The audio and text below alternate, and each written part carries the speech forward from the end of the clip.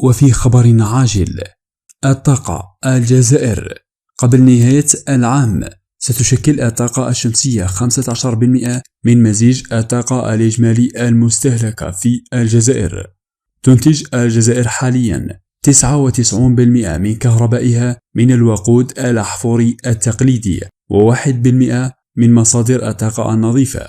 رفع هذه النسبة من 1 إلى أكثر من 15% سيجعل الجزائر الدولة الرائدة في إفريقيا في هذا القطاع.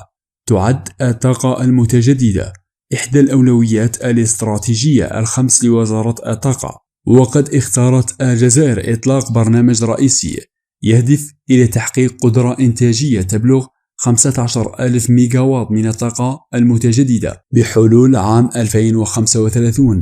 يجري حاليا إنشاء محطات طاقة بقدرة 3200 ميجاوات، وبحلول نهاية العام ستنتج الجزائر 4000 ميجاوات من الطاقة النظيفة، ما يجعل الجزائر أحد الدول الرائدة في هذا المجال في إفريقيا.